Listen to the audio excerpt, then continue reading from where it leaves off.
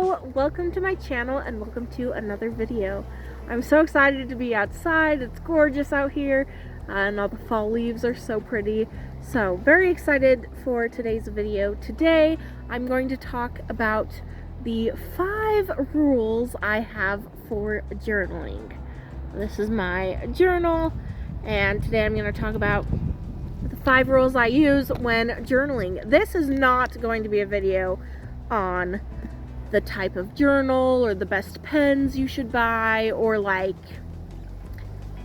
how to write calligraphy in your journal or anything like that. That is not, if that's the video you expected, go find another video because that's not today's video. If you want a video like that, let me know in the comments and I can make one. But today we are going to talk about my 5 rules I use while journaling. They might be a little different than what's expected from a title like that, but we'll get into that. And I'm so excited to flip through some of my journal entries and talk a little bit about how I journal.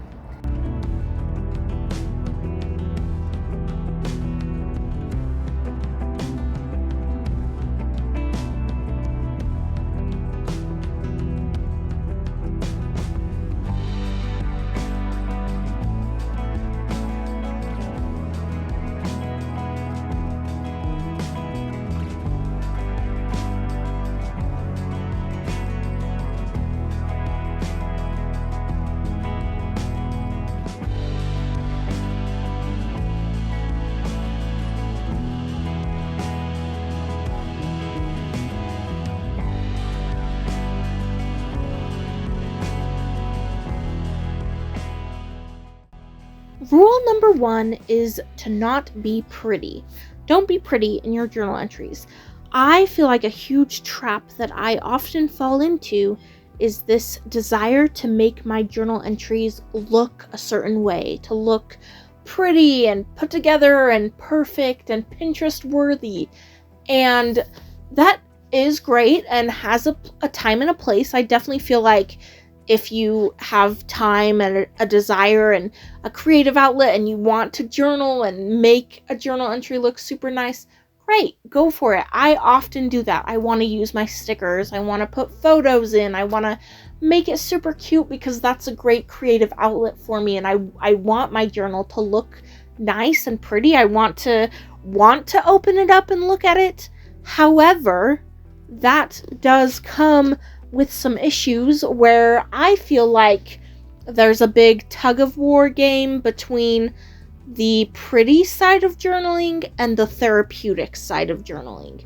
And journaling is so good for therapy, for getting the thoughts in your head out of your head and onto the paper, and you can grow and learn from them and change. And there's so many amazing things that come from journaling, and they're not very pretty.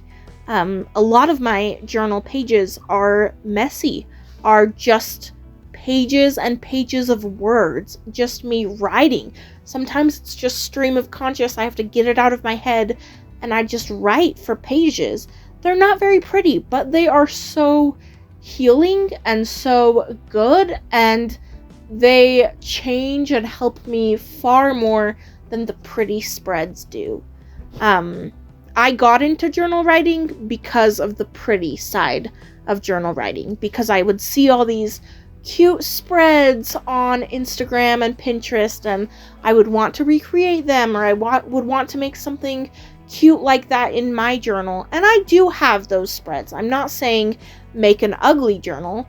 However, I'm saying that the reason I keep journaling is not because of the pretty part of journaling. It's because of the raw, messy entries where I just need to vent, or I need to get my thoughts out. I need to clear my head, and it's those journal entries that keep bringing me back to journaling. So rule number 1 is to not make it pretty. Just make it you.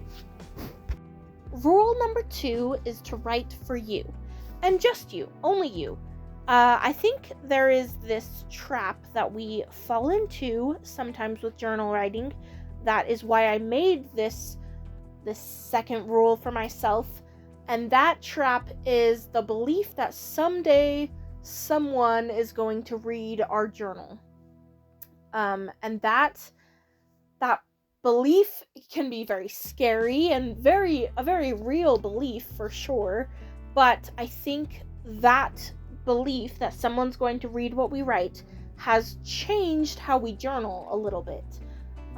We sugarcoat things because someday maybe our children or our grandchildren will read our journal, and like we want to be presented in the best possible light, so we're going to kind of sugarcoat our feelings and not journal to the same extent that we would if nobody read it. Because maybe in hundreds of years, the people who live on the earth then are going to dig up our journal, and what are they going to find out about us? And I think that is a very real fear. I definitely have been nervous about that, and so I'm not condemning anyone that has that fear, but I decided that I didn't want to be controlled by that fear anymore in my journal entries, and I think that has changed how I journal for the better, because I decided that, if my future grandchildren end up reading my journal and they end up seeing some entries where I was having a bad day, then I hope that they give me some grace and that they can be like, well, she was a human, it's fine. But B, I also hope that maybe that can help them, that they can be like, oh, she had a bad day too. Like, I'm having bad days, but reading her journal, that's pretty cool that she had a bad day too, and maybe she has something in her journal that can help me get through whatever I'm going through. I also would say to that fear to stop writing for them. You're not writing for your grandchildren. You're not writing for the future humans of Earth to uncover whatever you wrote about in your journal at whatever time. That's not the audience that you're writing for, and oftentimes I would find myself writing this sort of narrative for my future posterity that definitely sugarcoated things and definitely made me look like the good guy all the time, and that I never had bad days, and I never got angry, and I never got jealous, and I was just this perfect person, when in reality that is not true. And my journal wasn't serving its purpose in helping me to manage my thoughts and to sort through the feelings that I was feeling. When you journal something, it's so cool because suddenly that big looming feeling and emotion that you're having becomes way easier to manage and becomes smaller. Like, I can be having such an angry day and I have all this anger towards people or an event or something, and I'm able to journal it, and suddenly it's easier to manage and I know what to do. It's just such a good therapy session in a journal, and I think you have to let go of the fear that someone's going to read it, because A, you're probably going to be dead, it won't really matter, but also B, you're not journaling for them. They are not your audience. Your audience is you and just you. You're journaling to help current you go through whatever current you is going through. You don't need to journal to your posterity. You don't need to journal to anyone else. You're not journaling to another person. And if nobody else ever sees your journal entries, that's great. You don't have to show anyone your journal entries. There's definitely journal entries where I'm like, oh, I want to share this with my mom, or like, I had a really cool experience and I feel like this person needs to hear it. Or I'll share a journal entry on YouTube. But that is also one of my fears with starting this journaling YouTube channel, that I will start using my YouTube subscribers as my audience of how I'm journaling or what I'm putting in this narrative. And I don't want to do that. I think that's getting rid of the point of journaling. So My advice and my second rule is to stop writing for anyone else and just write for you. Hello, Editing Mac here. I was editing the video and I realized that I have 2 exceptions to my rule about writing just for you. Just to you, I guess. I have 2 other individuals that I write to. And I did want to highlight that because I think that's important. I think they're important. Yeah, so I'm gonna share my 2 exceptions before I put out into the world my 5 rules, because I think they're important. So, only write for you, except, number 1, sometimes write to God. Sometimes I write out my prayers. I will literally journal and start my journal entry with Dear Heavenly Father or Dear God. And then I write out everything I am praying about or thinking about. I write my prayer out. And it has been so cool because I feel like I'm more focused. I'm talking to God, but I'm like journaling about it and it's more tangible. I feel like I could make a whole video on this process, on journaling your prayers. If that's interesting to anyone, please put it in the comments below and I would love to make that video. I think that would be really cool, because I have a lot to say on the topic, but there have been so many really cool prayers. This journal, this really big journal I had before I started this one, and this took like 3 years, a little less than 3 years, probably like 2.5. It was a lot. It was a big journal, but there's so many entries in here actually about with these prayers, with these Dear Heavenly Father prayers that I would journal. And usually I would journal my prayer, would be like, here's what I'm thinking about, God, here's what I'm praying about, here's what's on my mind, here's an interaction I had that I am wanting your input on, and then I would finish my journal entry.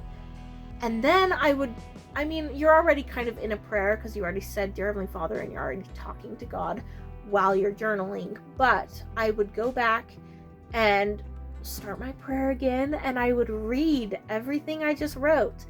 I would reread it again in a prayer. And so many answers and revelation have come from those, and it's been cool because now I have those prayers written down and I can go back and flip to June whatever and be like, oh, on this day I was praying about this, I was wondering about that, and I can see patterns where I like kept praying about something, and now I can go back and reread these and be like, wow, I was praying for that in June, now I have that blessing in October. Like, it's really cool to see how God works that way, and to have it written down is so cool. To be like, wow, wait, I was needing that, and then I was praying about it, and I have that proof written down. And it's so cool. I need to go now have another journal entry to be like, oh, back in June I was praying about this, and now it's October, November, and I have this answer from God. And it's cool to have that struggle and that prayer written down already. So yes, write for you, but one exception to that rule is write to God, and it's really cool. I definitely think I should make another video dedicated to just that because it's a really cool experience. So I would definitely try journaling to God. It kind of changes things and it's awesome. So if you need some journal inspiration, try journaling your prayer. It's awesome. Exception number 2 to this rule of just journal for you would be to journal to a different version of you. Sometimes I have journaled to past me or future me, and it'll be like, Dear future Mac, Dear past Mac. And I do think that counts as journaling to someone different. Well, like a different, you're not journaling to present you're journaling to someone else. And I do feel like I put an image in my head of this audience that I'm like, okay, dear future Mac, well, here's what I want future Mac to look like. Here's what I want her life to be. And that's who I'm writing to. I'm writing to this projected image of future Mac. Or past Mac, if I'm like, wow, I really went through something when I was younger and I need to forgive myself, or I need to like let that experience heal me, or it doesn't even have to be like a healing thing. It could even be like, oh, back when I was this age, like I want to write her a letter. I think it's really cool to journal for a different version of you. It can be really healing, but it can also be really cool to see how far you've come. And I would say that falls under the writing to a different person, because you're not the same person as you are today. And ideally, future me will come back one day and read this journal entry that I have written to her. But past Mac can't do that. A past version of yourself can't go read a journal entry you're writing to today. I don't know where I was even going with that thought, but I do think that can be in my exception, like I'm writing to a different person as a different version of myself. So yes, write to yourself. I would say you can also write to God, and you can also write to a past or future version of yourself. However, I would not write to someone on YouTube. I would not write to your posterity. I would not write to, I don't know, whoever it is. And I mean, definitely comment if you have other journaling ideas, or maybe if writing to a different audience has helped you, then yes, I would love to learn that. Actually, I'm always looking for journaling tips. But for me, I feel like it's easy for me to sugarcoat things when I have an audience in mind, when I have a specific audience that's not myself in mind. And the journal entries that I've actually loved and grown from and healed, and that have been very therapeutic to me, and I've changed and grown and become someone new from, those are the journal entries where I'm honest and I'm open and I'm just myself. I'm not trying to be this Pinteresty beautiful life. Like, I want to give myself permission to say when life is hard, and when I'm going through a lot, and when I need to vent and rant, and I need to get the thoughts out of my head. And I think giving myself an audience sometimes takes away from that. So if you do have other tips on who else to write to, and if there's a way to do that without sugarcoating it, let me know. But so far, one of my rules is to only write for myself, as well as maybe God and maybe a different version of myself. But yeah, anyway, back to the video. My third rule of journaling is to be consistent but not overwhelming. This might sound controversial, but I do not daily journal. I think it depends on the person and the time of season, but if you are a beginner at journaling, I would not try to daily journal, and I also would not sit down and journal 10 pages, because you're going to get overwhelmed and burnt out, and you're not going to want to continue to journal. If it's your first time journaling, I would journal maybe a page or even half a page and build up the momentum and the love for journaling. I would not start with a 10-page essay on your life currently. And I also struggle sometimes with the idea of daily journaling. Now, I love the thought of daily journaling. Sounds really awesome, and there's definitely people who can do it, and it's great. I love Carrie Walker. She's a really good YouTube channel about journaling, and she daily journals, and I really like her videos. And I have been inspired to daily journal. I've even had a year or two where it was a New Year's resolution to daily journal, and I ended up daily journaling every single day. I would journal. I'm not at a period of my life right now where I can do that. I feel busy and that thought is overwhelming to me, and I really do not want to make myself hate journaling, because I love journaling. I love writing. I love the therapeutic side I get from journaling, and I don't want to give myself this expectation to daily journal and then be disappointed in myself when I inevitably cannot make that happen. I think journaling, there's definitely different times and seasons for it. There's definitely some weeks and months where I journal all the time, and I'm like always turning to my journal, always filling it out. But then there's other times in my life where I barely touch my journal, and I feel like that's okay. Like, you're gonna be a different person at different times in your life, and I wouldn't want to put an expectation on myself that is hard to fulfill, or that just makes me hate my journal. So I'm not against daily journaling, actually. Like, I think it's awesome, and I think more power to you if you can do it.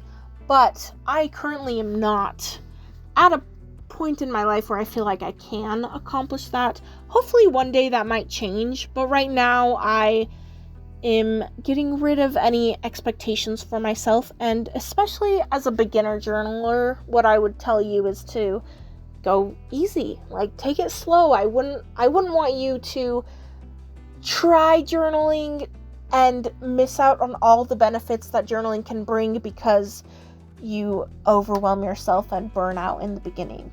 Rule number 4 with journaling is to be real and honest. Don't sugarcoat things. One of the ways my journal has helped me the most is getting through hard times.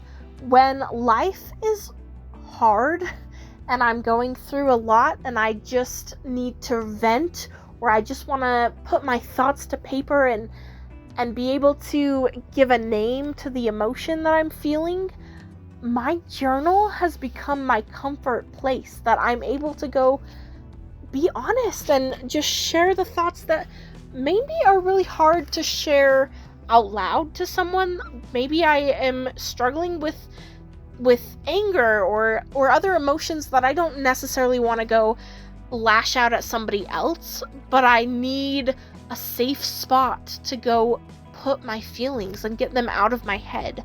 And my journal has been so perfect for that. I think your journal can be so healing. It can be so therapeutic. It can help you so much. The entries in my journal where I'm honest with how things are going, when life sometimes is really hard and I can be honest and say, yeah, this is really hard right now. Those entries are so much better to look back on than the today I did this entry. I do love the today I did this entry. Like, that's not a problem. No issues there with those type of entries. But it's more intriguing to go back and remember that, yeah, you were going through something hard, and now I can look back on it and see how that journal entry changed and how I was able to heal and move on from that experience. And that's always really cool to me. Going back again to the just writing for you, not for anyone else, your journal is meant to help you. And you can't really help yourself if you're not honest. So, honestly, it's okay to be messy. It's okay to have tearful journal entries. It's okay to be angry in your journal. I think your journal is a tool. It's a tool to help you heal and process. And oftentimes we don't look at it as a tool. I feel like it's easy to get caught up in the Pinteresty cute journals, or a to-do list journal, or so many other journals, a travel journal. There's so many cool journals, but I think one of the most important things that your journal is a tool to help you process your emotions and your feelings and your thoughts and experiences. And I don't think we can fully use that tool to the best of its ability if we're not honest with ourselves in our journal entries. This slides perfectly into rule number 5, which is to let your journal change you. I could make so many videos about the benefits of journaling. There's so many. However, I don't know that any of those benefits really matter if you don't allow your journal to change you, if you don't let your journal give you all those benefits. Maybe in a future video I will talk about the benefits of journaling, but I think one of the main ones is that it can change you.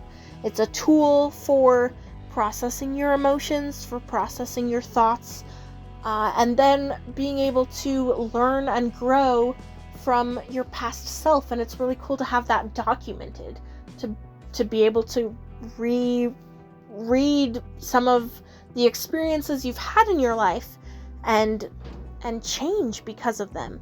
I think your journal helps you become a better person. And so that is my final rule: to journal and allow yourself to change by what you write. So those are my 5 rules to journaling. I'm definitely not perfect at all of them, but they're what I strive to do after years of journaling my thoughts and experiences and getting more and more consistent with journaling.